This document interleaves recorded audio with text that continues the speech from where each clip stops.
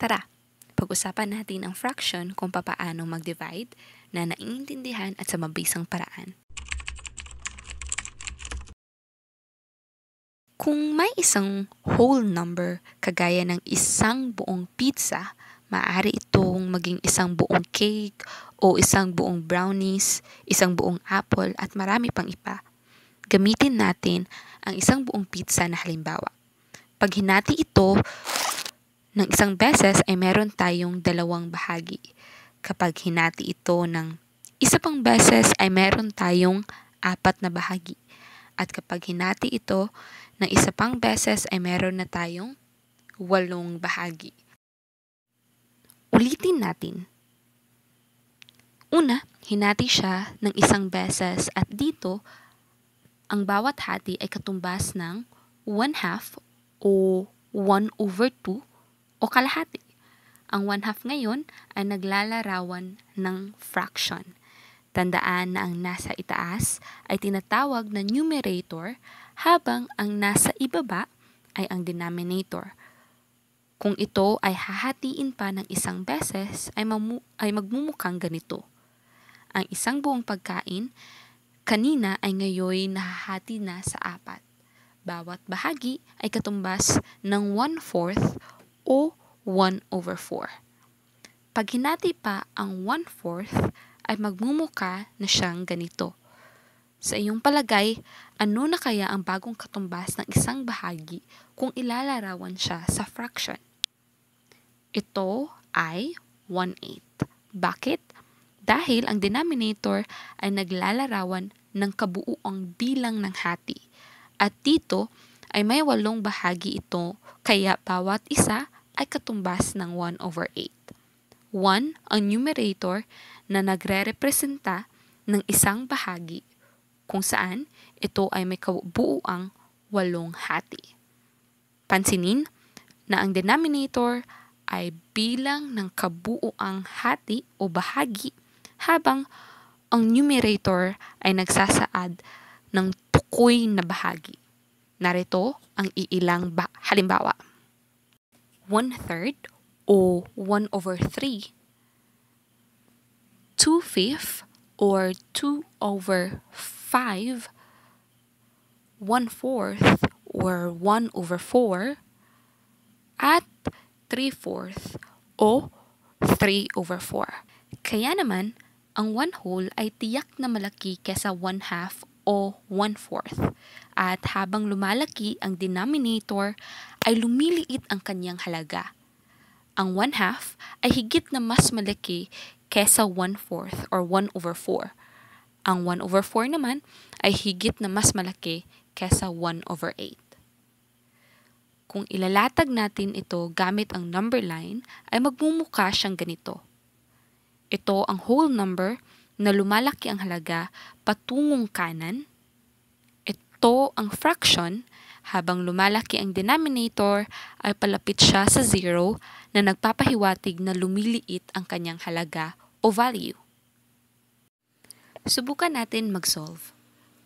4 divided by 1/2 or 1/2 is equals to 8. Papaano?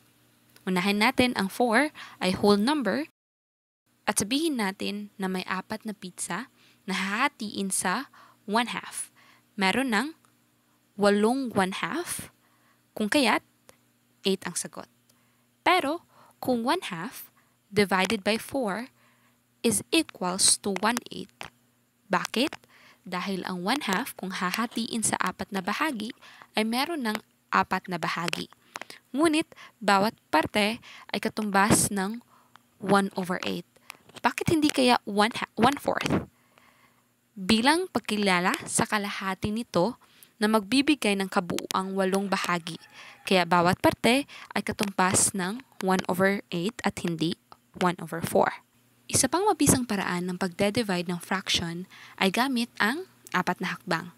Una, keep the first fraction o kopyahin ang naunang fraction. Pangalawa, flip the second fraction o baliktarin ang ikalawang fraction. Pangatlo, multiply the fractions. Sa halip na i-divide ang fraction, atin itong imumultiply. Ibig sabihin, i-multiply ang numerator sa isa pang numerator at denominator sa isa pang denominator. At pang-apat ay simplify kung kinakailangan. Halimbawa, 1/3 or 1/3 divided by 2. Una, kopyahin ang 1/3. Tapos, baliktarin ang 2. Ang whole number, kagaya ng 2, ay may 1 na denominator. Kung babalaktarin, ay magiging 1/2 or 1/2. Tapos, imumultiply na natin ang dalawang numerator at denominator. Kaya, 1 times 1 is equals to 1.